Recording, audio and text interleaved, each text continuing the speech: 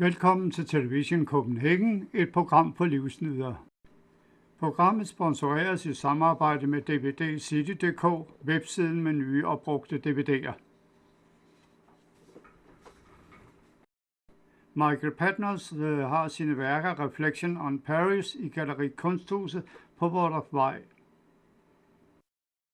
Ja, vi står her i Kunsthuset, Svend Andreasens galleri på Vodderfvej på Frederiksberg, og vi er sammen med kunstfotograf Michael Patnos. And I would like to ask you, where do you come from? I'm American, but I live in Paris. Mm-hmm.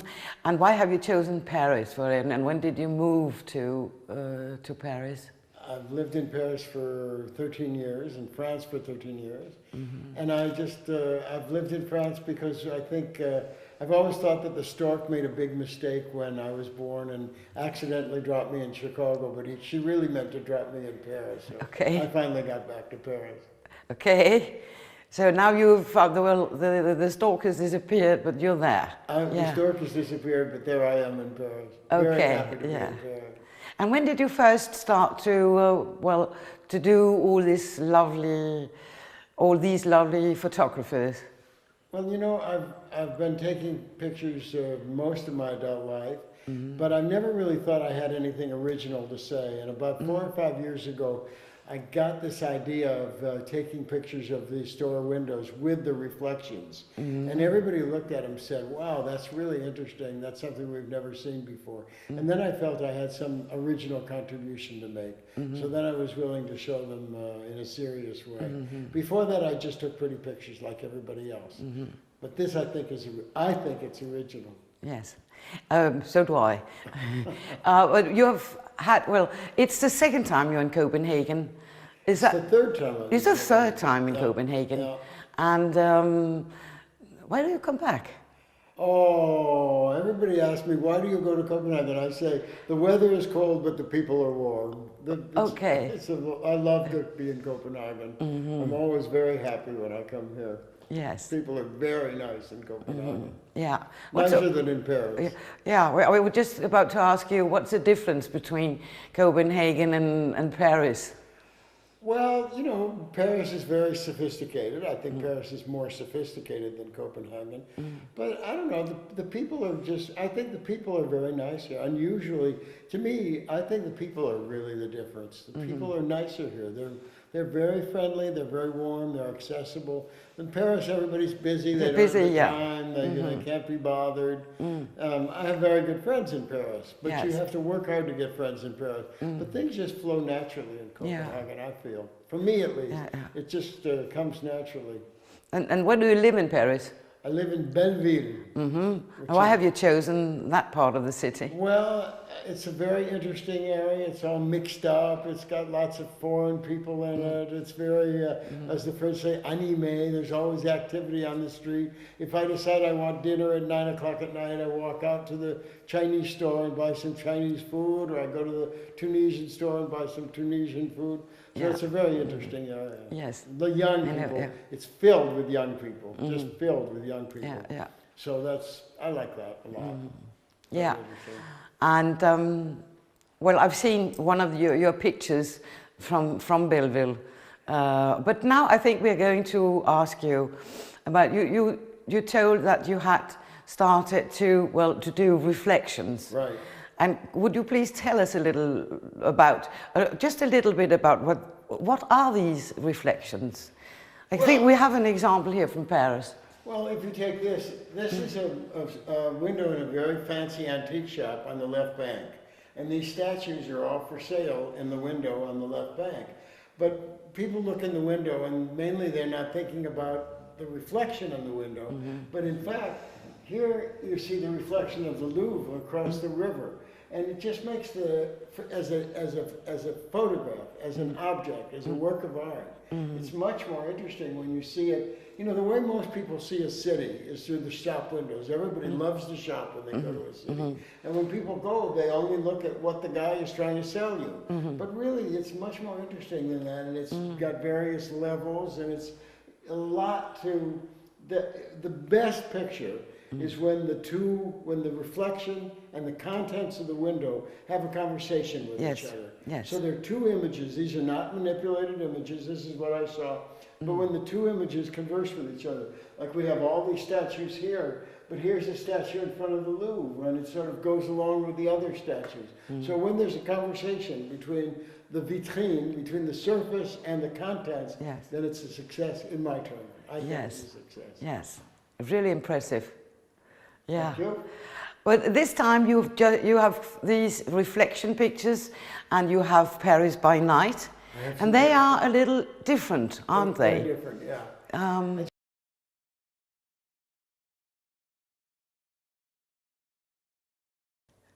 Now we have moved to one of your other themes, Paris by night. Could you tell us a little bit of what we are seeing here, and why you have chosen this particular place? The pictures I take of the store windows, I take almost always in the daytime, because the sunlight casts the reflection on the window, so you get a strong second image. You get two images together. But at night, the windows don't work that way, because the light source at night comes from within the window, within the shop, and you don't get a good reflection at night. But I travel around Paris a lot at night, and it's very beautiful. It's very different. You see totally different kinds of things. The store windows are not so interesting to me at night. Sometimes cafes are very interesting, but the store windows are not interesting. And again, it seems to me that I want to say something somebody else hasn't already said. If I can't say anything original, it's not worth saying, right?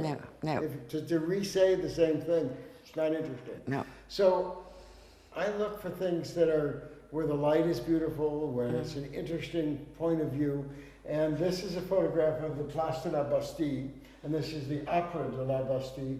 And I was there in June, and it was just at the twilight, what the French call entre chien et loup, which means between the dog and the wolf. Don't ask me why they call it that, but it's just twilight, and the sky was just spectacularly beautiful. And the Opera Bastille was lit up like it looked like a spaceship. And I just thought, this is such a spectacular image. And you also have the two differing periods of architectural style, from the column of the Bastille, which was built in 1830, and the Bastille, which is brand new. The Opera House is brand new. And it was only when I got home and looked at this thing in the computer, having taken this picture just as sort of, as it was getting dark, that I realized that the opera that's being advertised is The Twilight of the Gods, Götterdämmerung. And I said, I'm in heaven. I got a perfect picture. Yes. That was a lucky punch. A lucky punch. Yes. I'm very happy. Yeah. So that was Paris by night, and then we are moving to a different part of the world. Going to Cuba. So now we have moved to Cuba. To Cuba. Have you lived in Cuba, or just? Heavens, no, I wouldn't want to live in Cuba. But I've been to Cuba, and I've been to Cuba several times. I've gone with an American charitable organization called Caritas Cubana, which helps out. It's mainly a lot of Cuban people, which helps out poor people in Cuba, of which there are a great number. But Cuba is, I originally went just out of curiosity. But Havana is a beautiful, beautiful, beautiful city. And the beautiful thing about Havana is it's a city in ruins, because nothing has been done to fix it up for the last 60 years, since Castro came to power. But before that, it was a very rich city. So you have a whole mixture of architectural styles from about 1860 to, say, 1959, when Castro came in. You have this really beautiful, rich mixture of architectural styles. And it's now all falling down. It's all in dilapidation. And during that time, Cuba was originally a European culture. Everybody in Cuba, all the Spanish people, all the people, the Cubans, can tell you where in Spain their ancestors came from. They're very proud to say, yo soy Gallego, and yo soy the Asturias and so forth. They're very proud of that. But on top of the Spanish culture, is a Caribbean culture. So it's very colorful and lively and Caribbean. So you have these two cultures together, European and Caribbean, and it's a intoxicating mix. It's just, the music is wonderful, the food is not so great, but the music is wonderful, the people are just lovely people. And this is Juliana. Yeah, this is I know Julia. she has a special place in your heart. She has a special place in my heart because, in the first place, the Cubans are very nice about letting you take pictures. They ask anybody you ask, they say, sure, of course, happy to do it. But Juliana, she's just totally proud of herself. And I took a picture of her in the apartment building that she lives in. And as you can see, it's this beautiful architecture, but it's all falling down. It's all deteriorating. It's all falling apart and rotting. And there is Juliana, very proud of herself in her falling down house. So I just thought this tells the whole story of Cuba, this picture. Yeah. Plus it's beautiful, and she's wonderful, and Yeah. I love Juliana. Is it mutual? Oh, well, I don't know. I mean, you know, she seemed to like me. Yes. Yeah. Okay. She's just a lady I met in the street, you know. I Yeah. just thought she looked so wonderful. I said, can I take a picture? Yeah. She said, sure. Yeah.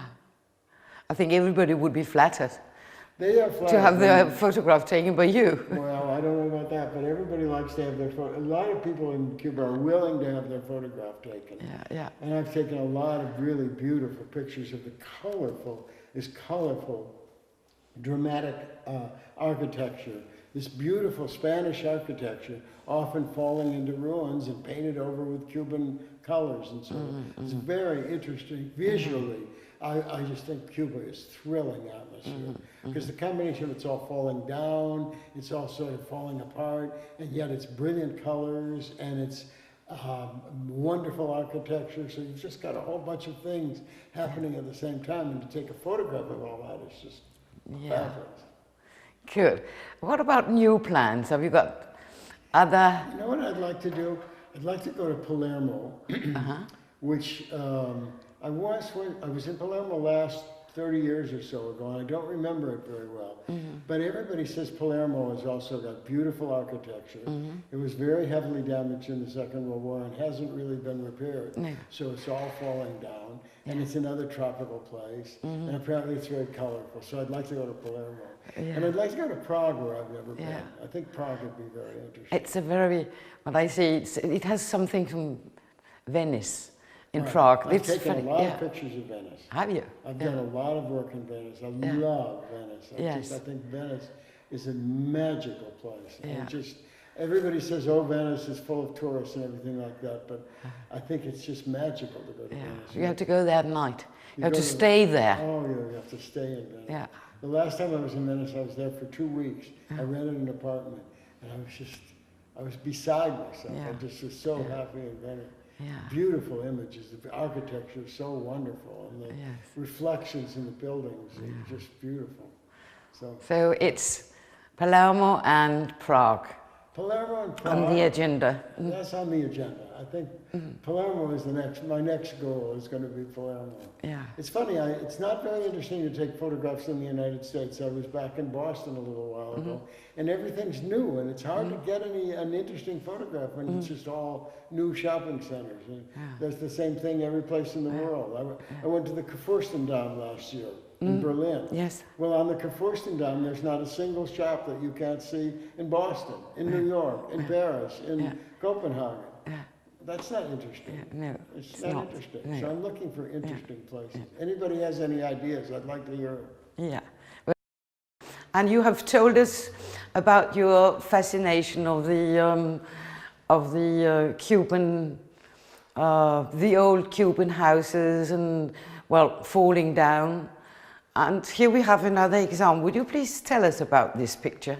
Well, this is a very interesting picture because this gives you a good idea of the beautiful architecture in Cuba.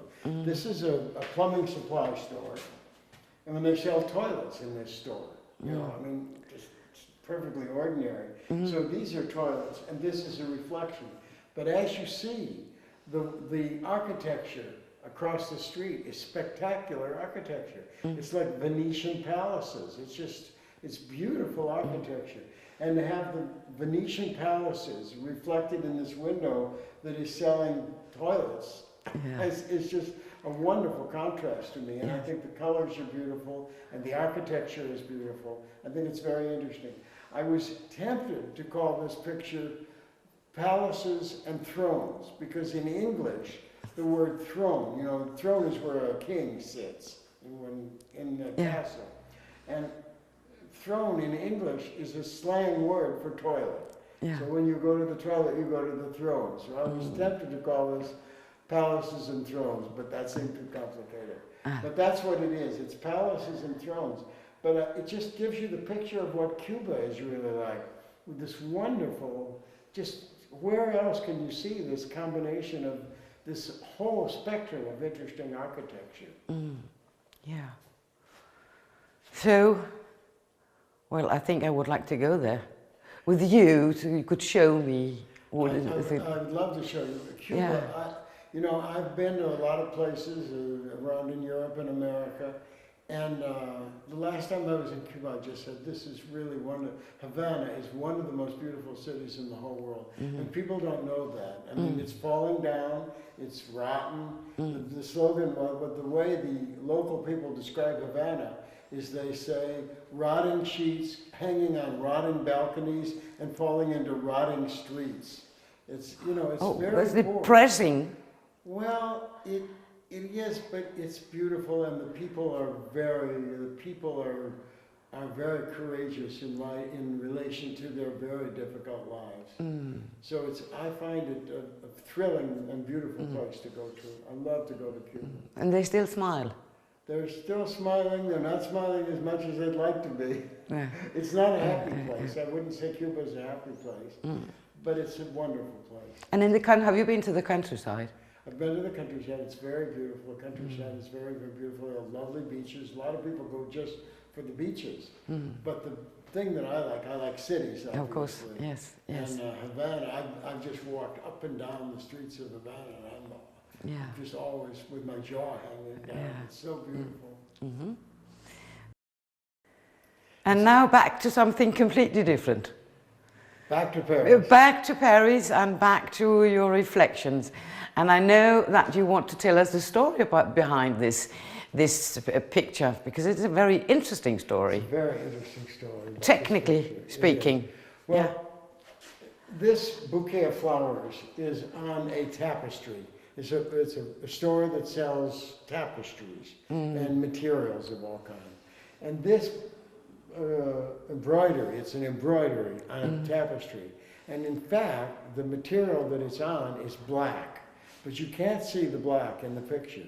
But you can see the outlines of where the material are.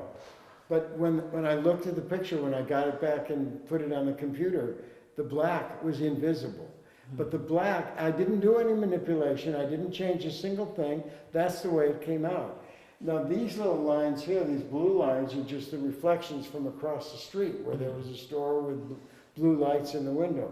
But the rest of it is this wonderful reflection of the trees on the street and the beautiful, so we get a lot of greenery going along with these beautiful sort of 18th century embroidered flowers. And you have this, it's surrealistic. I mean, what is it? Why don't you see the black? How did those flowers get there? It's mysterious. And I love it when my pictures are mysterious. When you have to look at them and you say, well, what's really going on here? Why is this like this? So that picture seems to me beautifully mysterious. And then at the same time, it's got the cars, you know, we're talking 20th century. It's obvious that we're in the 20th century and that we're not faking anything. But we've got this beautiful 18th century image, which is sort of floating in the nowhere, which I love a lot. Yes. But I've wanted to ask you a question about how long time do you spend in front of, before making this picture? You know, you have to think about these pictures. You can't find them easily. No. So I go, if I see something that looks slightly interesting, I go in front of the store, I walk around, and I think about it. I don't like to take pictures of people because you have to do that in a big hurry, and I'm not in a big hurry. So I get in front of a place like this, and I think about it. I think, what would it look like? I look at all the angles I could shoot it from. Then sometimes I have to use a tripod. I didn't use a tripod with this. And I have to think about them a lot and see what would be the best angle. People come up, it's very funny because sometimes the best angle is down on the ground. So here I am with my little white beard, and people come up and I'm lying on the ground and they think, oh, sir, do you need any help? You got a problem? No, I don't have a problem. I'm just trying to take the picture from the right angle. You know, oh, okay, we understand. Yeah. But sometimes it takes a long time. This picture took a long time to take. Yes. Because I looked at it from various different angles and tried different lighting combinations, but I had no idea it would come out like this. I had no idea it would come out like this. And when I saw it in the computer, when I brought it up, I said, what has happened here? Where is the black background? I took it because I thought the black background was beautiful. But when it finally came up, the black background was gone. Yeah. Now, when you say long time, what's long time? I would say that picture, I was in front of that store window for about an hour. Well, is that a long time? Well, it's a long time to take a click. Yeah. How many clicks do you make? I probably did about a dozen of this one. Yes. Depends. I mean, sometimes, every once in a while, I go click once and I've got the picture, but that's very unusual. Yeah. It's very unusual. My pictures have to be thought out. I mean, I'm not a photographer who can just go click and take something. Yeah. It just doesn't work for me. And that's why I don't do people, because people, you have to be very quick and very competent at going bang and getting the image. I'm not good at that. I'm good at sort of thinking out what I want to do and getting an image which is new and original and unusual. An image that people haven't seen on every street corner. Yeah. Because how many millions of people these days have cameras? Yeah. Every place you go, everybody's got a telephone or a little cell phone or something. Everybody's got a camera. So if I don't have something original to say, it's not worth saying. No. So I try to say something original. And this is what I do that's trying to be. But it's hard to find. They're very hard to find. Well, that's the artistic side of it. I guess that's the artistic side. Yeah. Otherwise, we wouldn't see you here. No, you wouldn't see me. No, in this gallery. Sven has decided that this is artistic, so I got to come to show my pictures to. Oh, he is not the only one. Well, that's nice. I hope the people like it. Yeah. But I try to find original images. I try to